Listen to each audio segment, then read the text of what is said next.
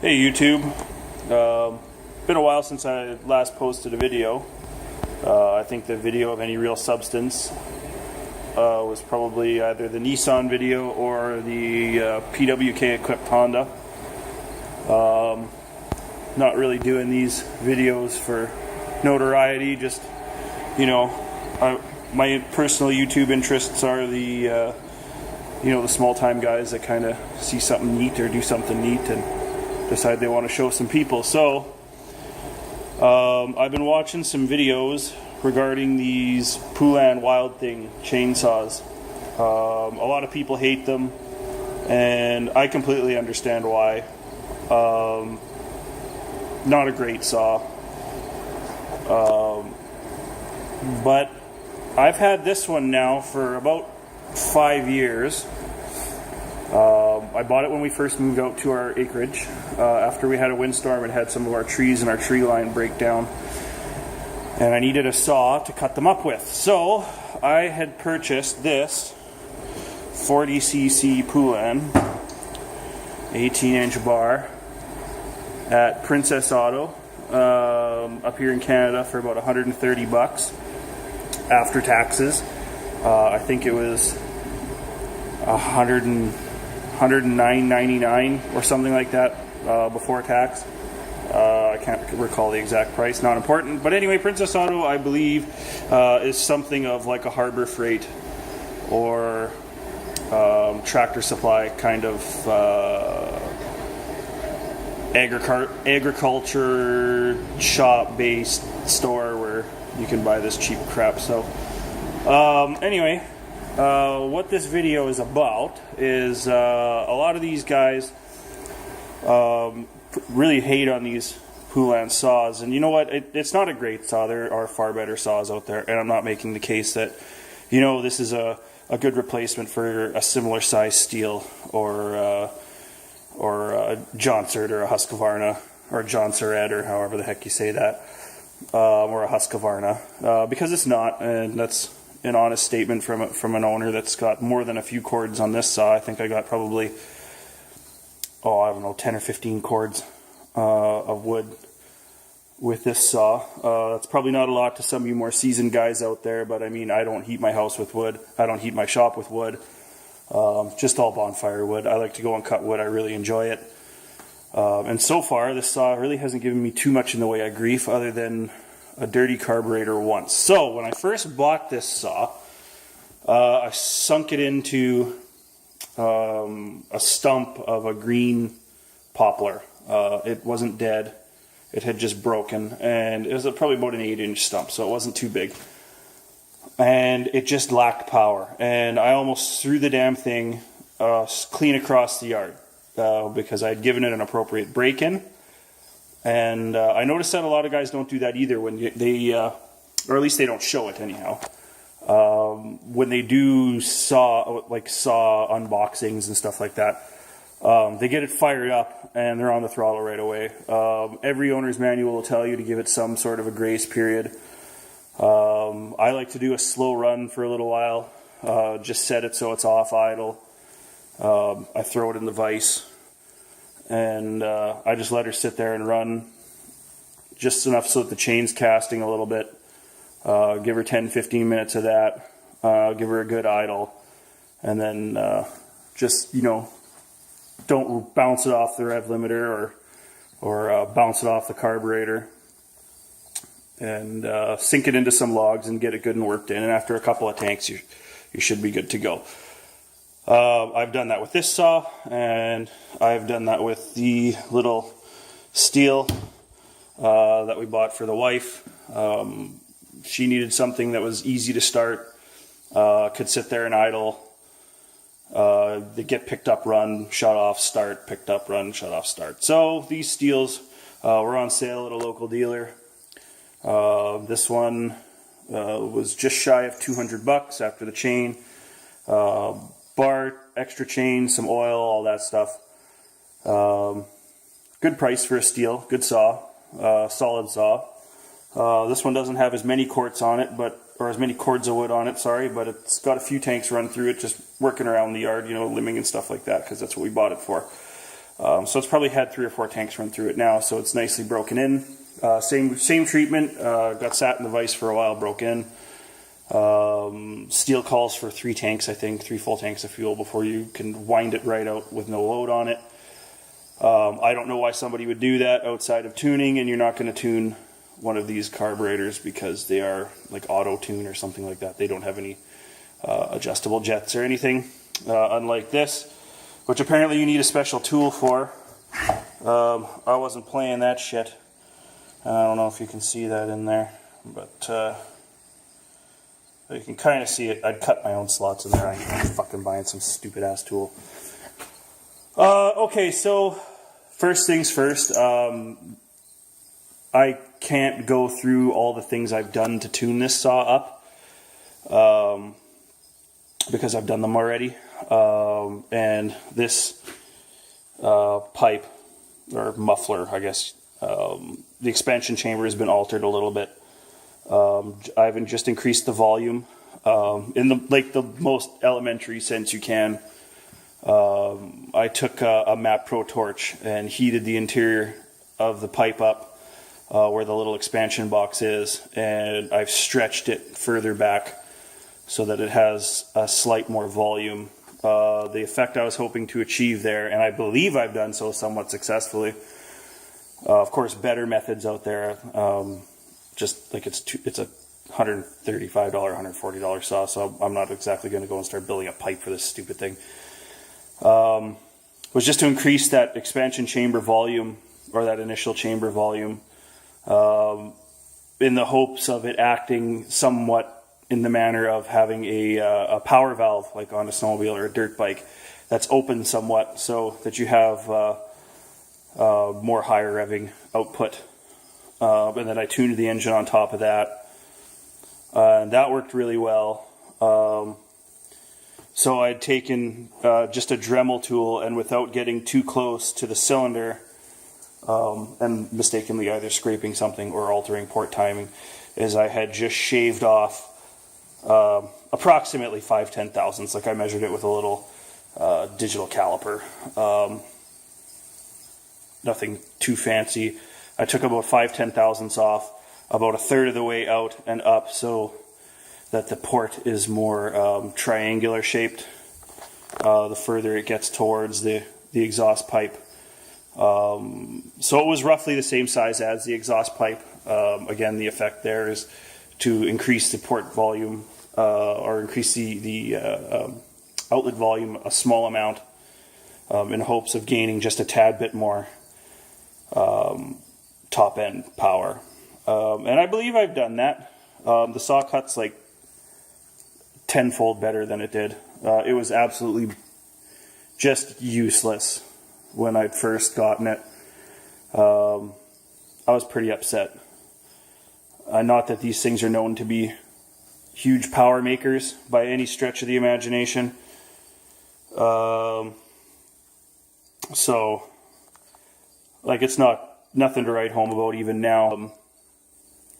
If you're going to start adjusting port volume, do it slow. Do it very slow, and make sure that you have very steady hands. You don't want the port to look like somebody just kind of, stuck a screwdriver in there and started taking material off with a screwdriver and a hammer. So I'd taken a little Dremel and shaved off a very small amount. 5/10 thousandths is the smallest amount of material. Is the smallest measurement that I could take with my caliper. So I took off 5/10 thousandths and thought that would be plenty. I don't want to go more than that, because if you make that port too big, the engine will start to run leaner and leaner and leaner,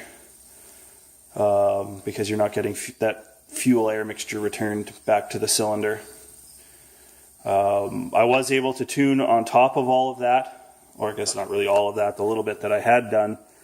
And of course I had removed the exhaust baffle. I did not want to increase those 2 port sizes, as I thought the volumetric increase of that outlet port would be sufficient.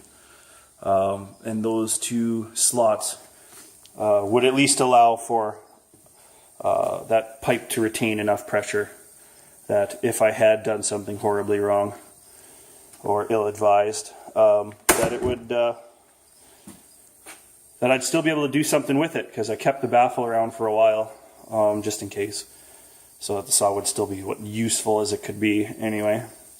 Which worked pretty well. I tuned, like I said, I tuned the carburetor after I had done all that to the engine, and it runs really well. Of course, it's got to be warmed right up before it'll cut properly, which I guess is normal when you start modifying anything to any extent. So good, I don't know, 2-minute idle, and then just some small cuts I typically do first, right? Kind of making your way towards the tree that you want to cut down. And usually by the time you're ready to sink it in, she's good and warm, and it'll scream right through a log for you. Alright, let's start the Poulan. I'm going to try to do this one-handed here.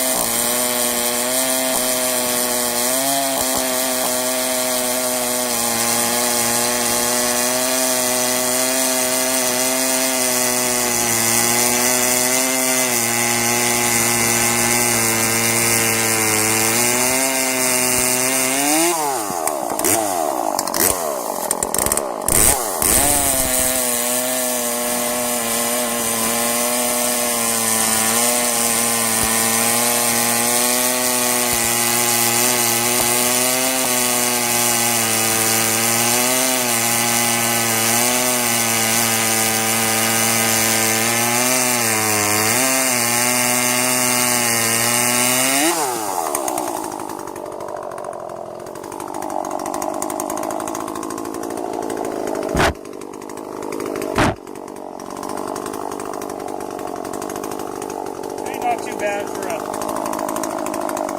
little $200 saw.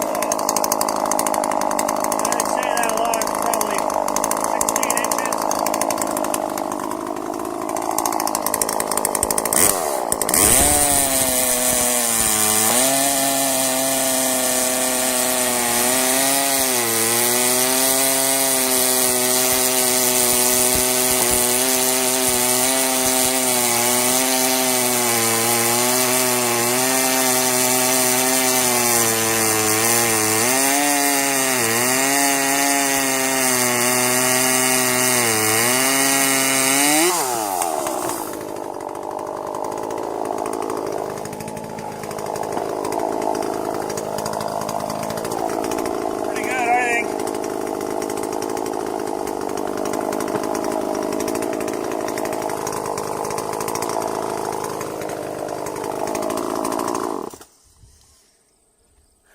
A lot better than it was stock, that's for sure.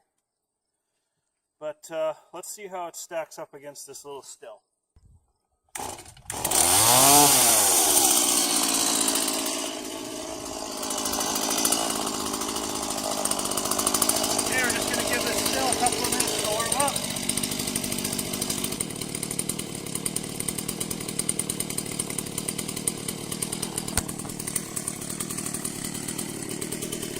excuse me, 15 inch. Yeah, from bark to bark, 15 inch.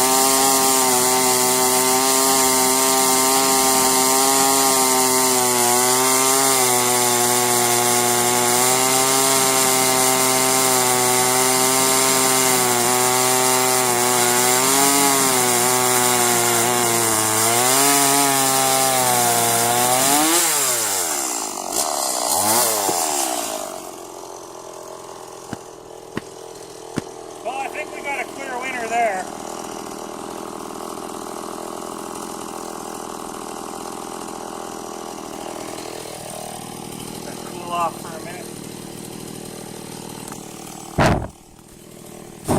Well, my chainsaw skills might not be on par with the pros, but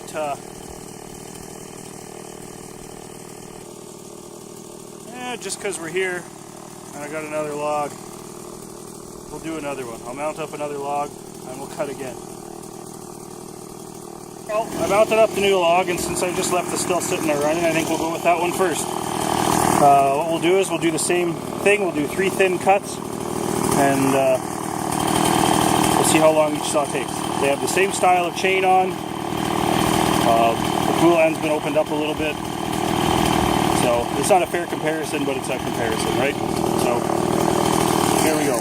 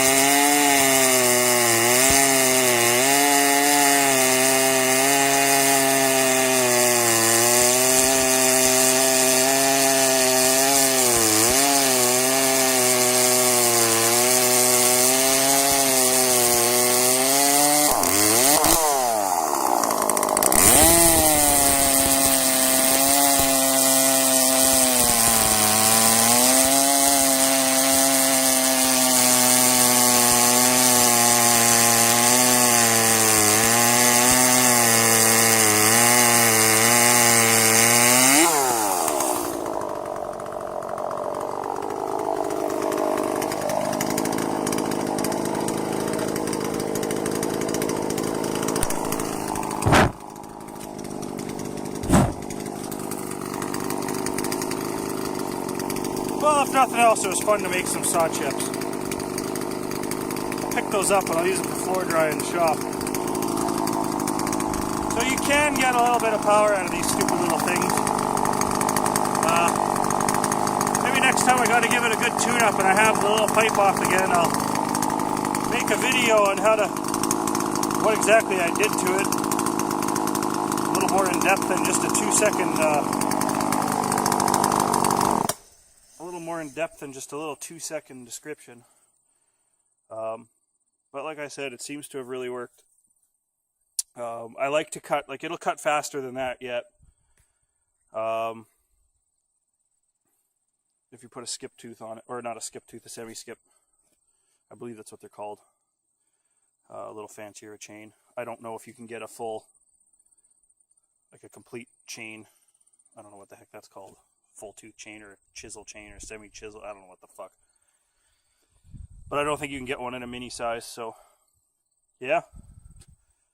Poulan vs Sthil. I mean, handicap still a little bit, but not like a lot, sorry. But ultimately both great saws, and you can actually use a Poulan for doing your wood. There you go. That's for all the haters.